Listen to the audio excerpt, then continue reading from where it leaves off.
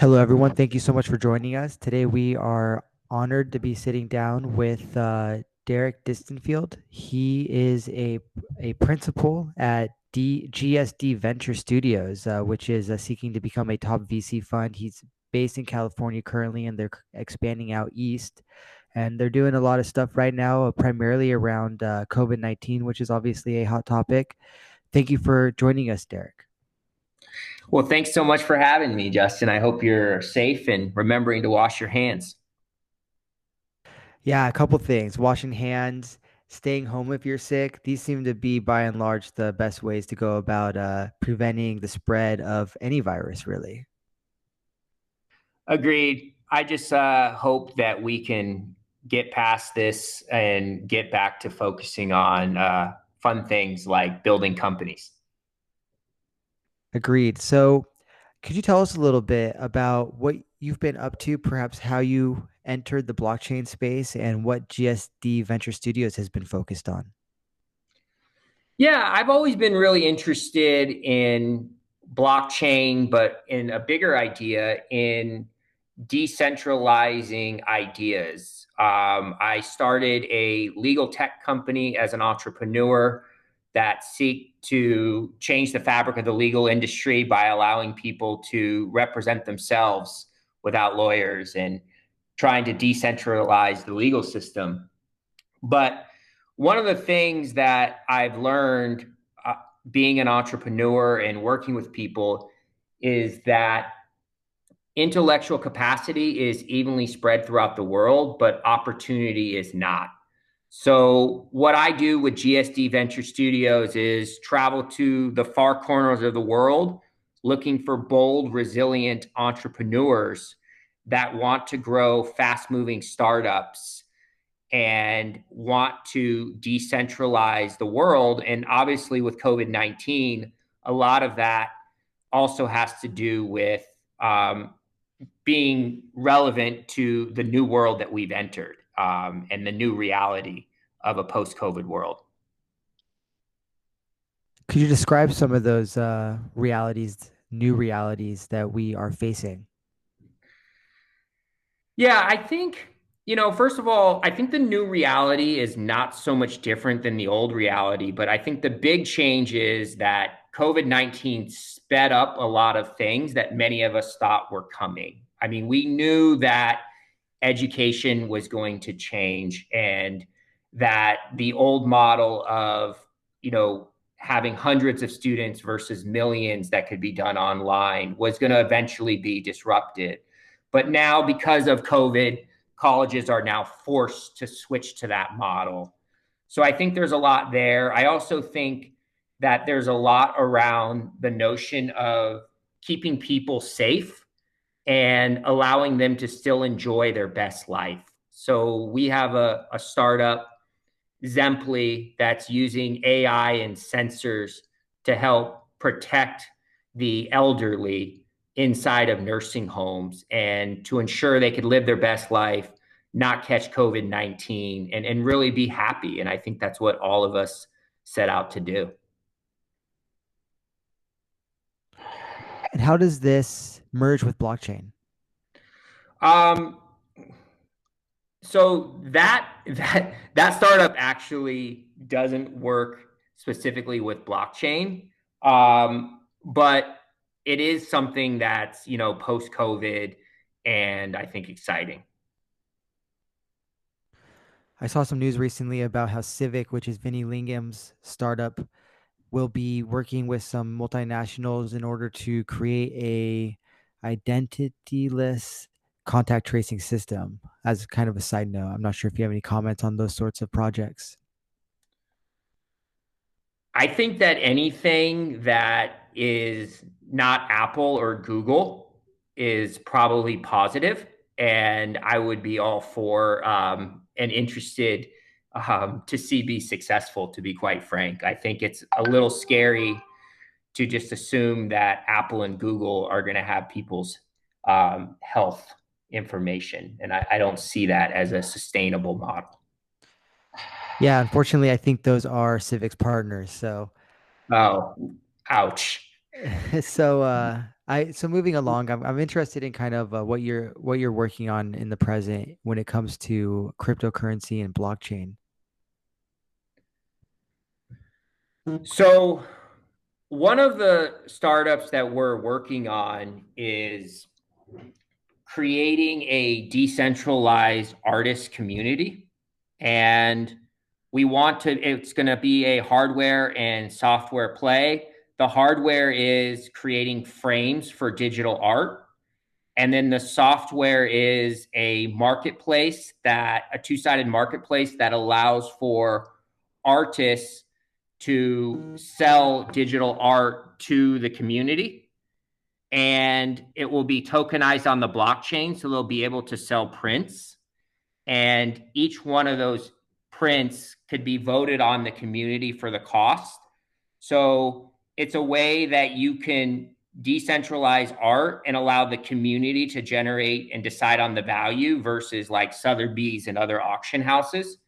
So that's something that we've been working on for like the last 8 months that came out of a pivot that we're pretty excited about. What got you interested in the art community? Well, I think art has been something that I think most of us enjoy the beauty of, but it's also been an industry that's had a lot of corruption and fraud. And this is going back to ancient times.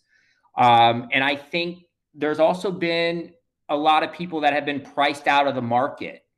And I just don't think it's fair that everyday working hard people cannot afford beautiful art.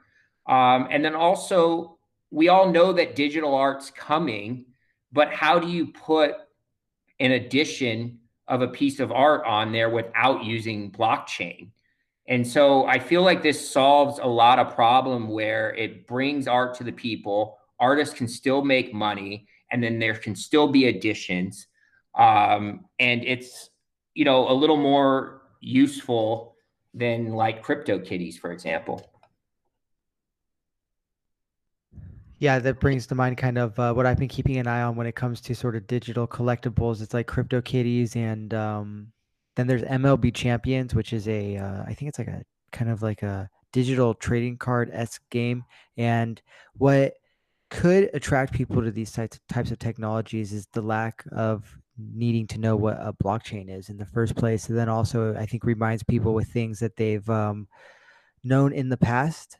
Trading cards up until the COVID-19 lockdowns, which obviously created an economic crisis worldwide, were becoming quite popular. People really liked trading cards again. And I saw that there were these markets, particularly on eBay, that were growing.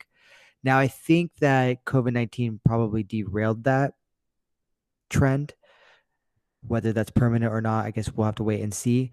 But I saw that interest and that nostalgia translating to things like these digital collectibles. So I'm curious, anything else on the topic of digital art? I think this is an interesting topic, and definitely a worthy one. As a musician myself, like um, I make a lot of music with zero expectation that I will ever see a return on it.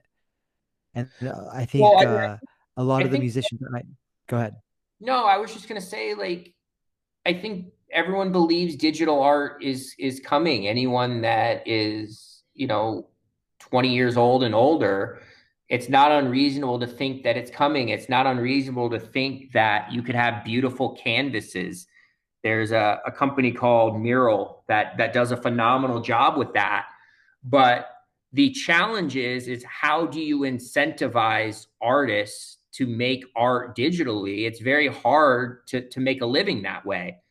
And what we want to do is, create that incentive for the artists to make money, um, but also make it in an open, transparent way.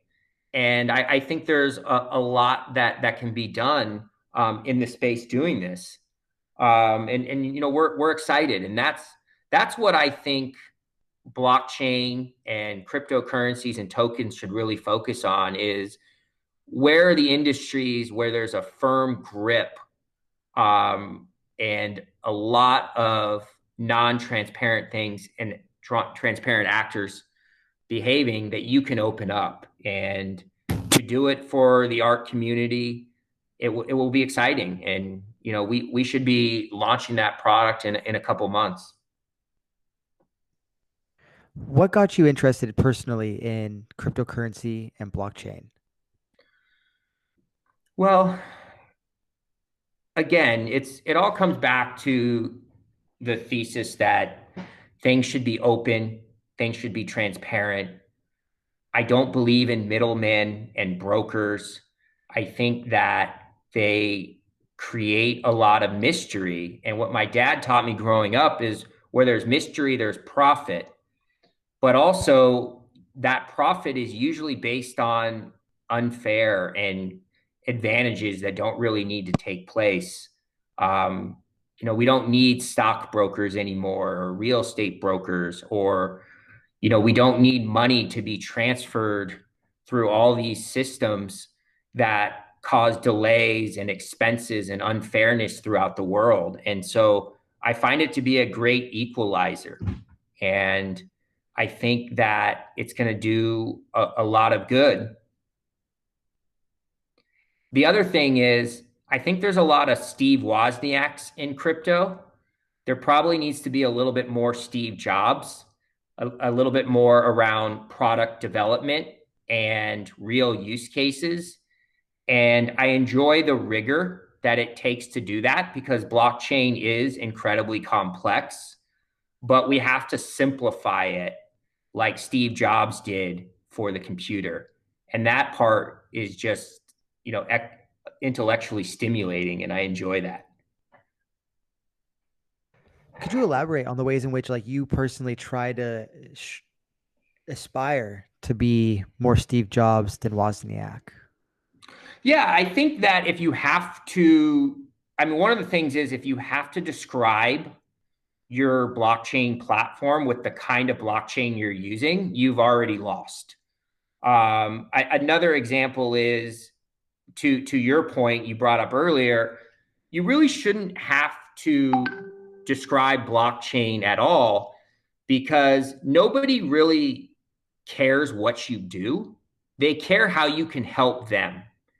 And I think that if you remember that your job as a technology company or as any business is solving a pain point for your customers or your users.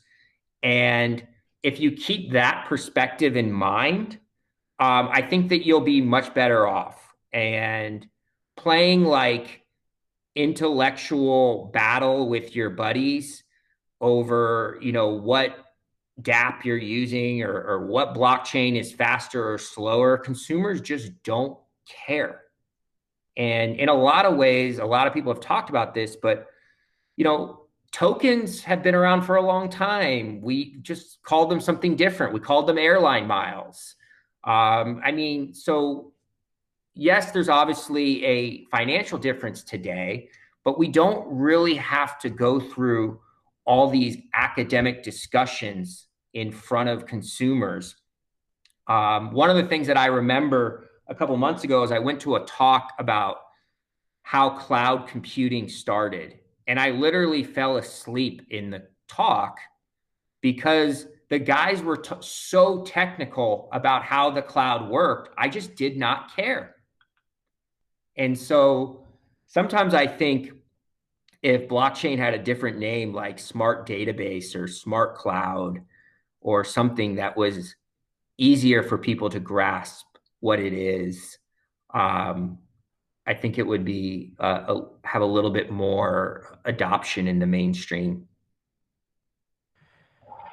Yeah, I've like interviewed some small business owners about why they don't accept Bitcoin because it's actually really easy to accept Bitcoin if you use BitPay. I mean, you just pretty much have to have an app, and I think that the transaction is about as simple as a credit card transaction. There's no risk of the charge being reversed, but the reply I get is like, "WTF is Bitcoin?" Like that's literally a reply that I've gotten, and then I explain, I'm like, literally, you can just accept dollars through Bitcoins, and not that people will pay in Bitcoin for like say a torta, but at the very least, it is a interesting marketing ploy, which is how it's used by big companies. The the departments within big companies that have often chosen to accept Bitcoin are the marketing and communications departments. And even when I explain that, like, you can just accept dollars through BitPay, you receive dollars for 1% transaction fee. It's a little too mysterious for them. Yeah, I mean, we've all read Tipping Point, and there's obviously a point where innovators turn into early adopters, and you could kind of debate back and forth where Bitcoin falls. But I kind of think of small business owners in the late majority of when they adopt products and ideas. And Bitcoin is obviously far away from that. I think that if somebody like an Intuit or a QuickBooks came out and said, hey, we have these coupons that will allow you to receive cash faster or point to a problem that it's solving, it will allow you to get more business by, open you up to customers all around the world versus in your local neighborhood. And this is how it works. It's 3 clicks. There might be some adoption there, but I think for small business owners to really get it, it's got to address a really, really specific pain for them. And it's got to be from a source that they already trust, just because I think they fall in the late majority, unfortunately, a lot of times. And in my opinion, not only does it need to solve a pain, but it also needs to solve a pain in a simple way so that Agreed. the barrier to solving that problem is simple to get to. So I'm curious, like, other than art, what other niches within the smart database realm are you looking into? So, um, you know, one of the things that we believe, and I'm stealing this from another podcaster, Anthony Pomplione, which I don't know if I should mention him, but Yeah, please do. he has a really good saying that has kind of turned into a thesis for us. It's, if data is the new oil, energy is the new steel, and the greatest, or no, if data is the new oil, um, what is it? Sorry, I'm forgetting. Data is the new oil, computing power is the new steel, and the greatest input to computing power is energy. So we're doing a lot of thinking around energy. That obviously impacts Bitcoin, but there's a lot more to it. And we think that who controls energy is really going to be kings. And we want to figure out how to do it in a decentralized way. We have a product right now, Watts Battery, which stores energy and provides energy for homes, either on the grid or off the grid with solar, and it connects to the cloud. We haven't pushed it onto blockchain yet, but we want to, and we're kind of exploring the best way to do that. But it's a pretty cool product because it's like Tesla's solar wall, but it's small enough to fit in a backpack. And so although it's not on blockchain, it's in that mission of decentralizing power and allowing people to have power in their homes and power on the go. What's the motivation behind the Watts battery? Well, it's the same singular motivation. It's relying on the electrical company to power you is not something that I feel safe about. And I think there's many people around the world that would like self-sustaining power. And by having something that can do that, that you can use in your home, you can use it while you travel, while you go camping, and it's all the same power system that literally fits in a backpack. Yeah, that's definitely interesting. I'm curious if you could, I mean, kind of discuss like, I guess the philosophical like, and go deeper into like the philosophical like inspiration for like having this decentralized power supply. Like, as here in the U.S., when you think of like generators, maybe some Yeah. people think about like kind of survivalists out here. Yeah. I mean, look, anyone that's lived in California like I do, especially Northern California, where you have in the year 2020 rolling blackouts because PG&E is so scared of getting sued again. They were just convicted of or pled guilty to involuntary manslaughter for their roles in the California fires a few years ago. And to have your own backup, to have self sustaining power is powerful. I think prior to COVID-19, a lot of Americans took a lot of things for granted. They just assumed everything was going to be there. But, there's still a great possibility that what happens if the employees at PG&E all get COVID and they can't come to work and power does get shut down. Some of these things that were once, stories of science fiction are now incredibly important. We used to call people that bought extra things preppers and almost made them feel like they were outcasts. And now these are everyday working hard people that want to be able to provide for their families and make sure the air conditioner works or their stove works and don't want to have to rely on another organization. And, are even though it's debatable if utility companies are government or not, there's certainly oligopolies that are not open and transparent and certainly aren't going to ask you before a power outage occurs. So I think having that extra form of protection is very relevant to the today's world that we spoke about. And when I was in the US Army, I was an officer in Afghanistan. I was a signal officer, which is Army's way of describing an IT officer. And we would have to keep gas in generators. And there was a couple times when generators ran out of gas and we couldn't get there and we couldn't get gas in time. And so our operation centers would not be able to communicate and run. And so, that made me think that there just has to be another way to have a sustainable backup. And it kind of led me down this journey with my team on how we could do that. And, we saw what Tesla created, but Tesla is, you know, like the Ferrari of the eco market. They have these massive Tesla walls that will power mansions, but all around the world, there's people that perhaps don't need a large Tesla wall. They need a small battery that fits in a backpack that still looks good, but it's also stackable in a Lego like structure so you can add to it if you do need more. And so that's kind of some of the premise and ideas behind the battery. That's great, interesting. You mentioned having served in the U.S. Army. I'm curious, could you speak to how that helped kind of shape your philosophy today?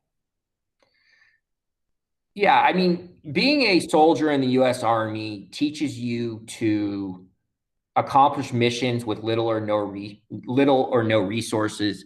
It teaches you to be adaptive. It teaches you to fight for things at all costs. And these are precisely the traits that are needed in technology companies. And the other thing that it does is it teaches you how to be a leader and it teaches you how to get things done. And um, I'm really glad that I was able to learn from being in the military.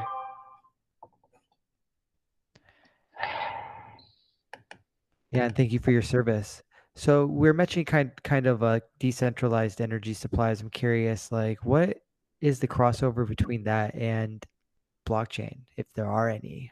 Do you see any sort of like kindred spirits in the blockchain world that you're keeping an eye on? I'm sorry, ask that question again. I missed it. Yeah, how does like the Watts battery, are there any similar efforts in blockchain um, that you're keeping an eye on? Um, Maybe it's not in I terms mean, of like battery supplies, but in terms of eco efforts, or at least making people less reliant on these sort of infrastructure middlemen. yeah, I mean, one of the things that I think was like a pre-COVID-19 issue that we still haven't solved is the amount of energy that it takes to process Bitcoin. We kind of just went from one crisis and forgot about that one, or at least many people did. But I haven't forgotten. I think that there's still a lot of energy used in computing power. I think that is something that I'd like to use or like to solve and understand, because if Bitcoin is truly going to scale, it's going to take a lot of energy, which will cause problems for not just the prices of mining, which has some importance, but also to the environment.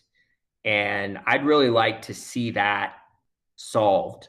And I think that bigger than Bitcoin is processing computers with low energy, and how to figure that out is something that I think a lot about. Does GSD have a approach when it comes to these problems? Well, I mean, we're a venture studio, so we start, build, and invest in companies, and so we're ideating around them. There's nothing that we are ready to announce now, but we're definitely on the lookout. If there's bold entrepreneurs that want to solve computing power and find ways to do it, we certainly would be interested. I was part of a project called Intelligent Mining that used solar power and thermal dynamics to mine for Bitcoin. And that was incredibly interesting. And so projects that are doing stuff like that, I think will benefit not only Bitcoin, but all the data centers that we have throughout the world. In conclusion, I'm curious, could you discuss like what GSD seeks to accomplish over the next like 5 to 10 years, and what you think everyone who knows or doesn't know about blockchain needs to know or needs to spend energy on?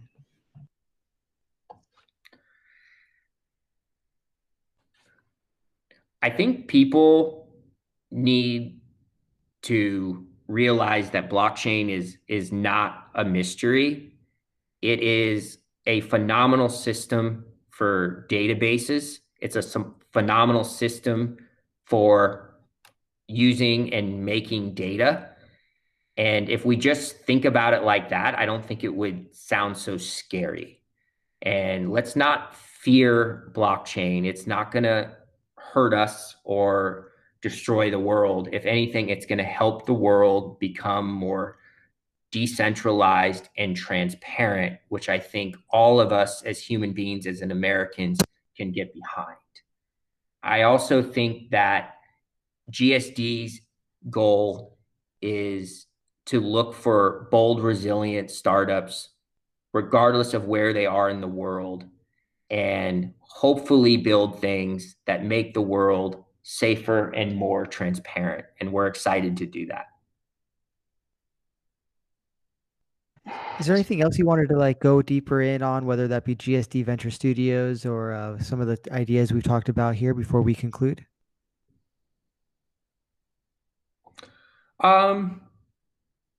No, I just think maybe I'll just say that what we're aiming to do is change how companies are started and who they're started with. And we have plans to develop a model where we are going to start companies from the far sides of the world, not just the common Silicon Valley startup that is too easy to find in the United States. If there's one thing that I wanted to kind of just touch on briefly once more, it's this notion that like Americans should be able to get behind decentralization and transparency. How is that, do you think, representative of kind of American ideas? Well, I think decentralized and transparent to me is freedom. I don't know how you can have freedom if without decentralization, um, and without transparency. So I think that Americans have a huge notion of wanting to be free, and at the same time, they also want to have some form of protection and feel safe. And I think blockchain is the best thing in the world when you're working with multiple parties that may not know each other or trust each other, but want to be open and transparent and when they're handling either business matters or whatever the matters may be. And that's why blockchain is so good. And that's why it's American. Thank you so much, Derek, for sitting down with us. We've been honored to sit down with Derek Distenfield. He is a co-founder of GSD Venture Studios, which is based in the Bay Area. Thank you so much, Derek. Thank you.